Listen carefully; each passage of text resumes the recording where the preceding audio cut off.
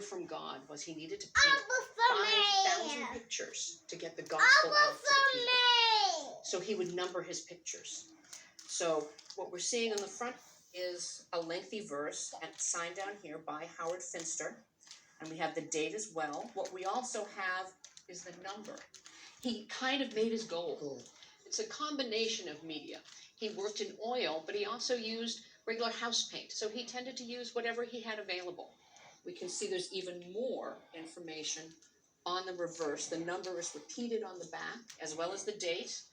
And the verse continues. And often as he would paint for people, he would preach as well. He was just a man who loved an audience and quite the character. In the early 1980s, a rock band by the name of REM, who was also from Georgia, saw his garden and they filmed their music video. Radio Free Europe. Radio Free Europe was filmed in his Paradise Garden. And from that moment, he came into more of the mainstream. He did album covers for REM and for the Talking Heads. Can you tell me what you paid for it at the time? As I remember, approximately $300. And in the current market, you're probably looking more like $1,000 to $1,500 where you to sell it at auction. So that's very good. I'll enjoy it. If you're to insure it, I would probably just about double that figure. Very good. The table has been in my husband's family for, I would say, over 100 years. His great aunt lived in Manhattan, and she had a lovely apartment and was filled with antiques. The table is a papier-mâché table. That's the surface of it. And the painting is called The Olden Time at Bolton Abbey. Okay. And the artist's name, who did not paint the table, but did the original painting, is called Sir Edwin Henry Landseer. And the table is actually stamped by the company that made it. Oh. And right here, there is a stamp that says Jennings and Betteridge. Oh, I never noticed that before. BIRM, which stands for Birmingham. So we know the table was made around 1820 in Birmingham by Jennings and Betteridge. There are some condition issues. Unfortunately, the surface has got what we call craquelure, where there's been heat and sun exposure, and so the surface has cracked. There's not a great deal you can do to fix that, unfortunately.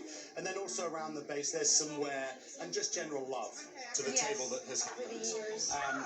When it comes to value, condition is a big issue here. And so, if I were to see this come up for auction today, I would suggest... Hey, share it, guys. Okay? Okay. It's good to know. You've made me like it even more. I inherited it from my grandmother. My mother was born in 1908, and this is hers. Did your mother or your grandmother ever tell you anything about her? No, I really don't know much about her, except that her head is made in Germany, I think.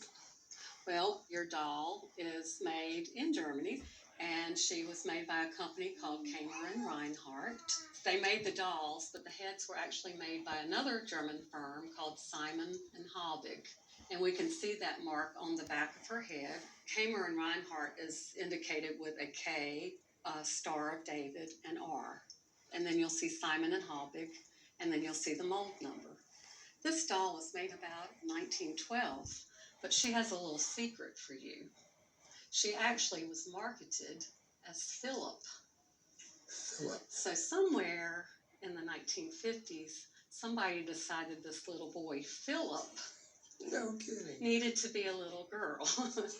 So she's had a little bit of a change along her long life. She was made as one of the very popular character dolls. Beautiful head made of bisque with glass sleep eyes.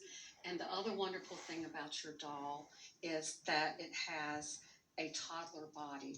And that means that the legs are a little bit chubbier and chunky like a young toddler would be. That's very desirable with collectors. We do have a wig that's been changed out, the clothes, the shoes, everything's different. So that does affect her value, but retail value for this doll would be $2,000 to $2,500. Wow. I had no idea it was that much.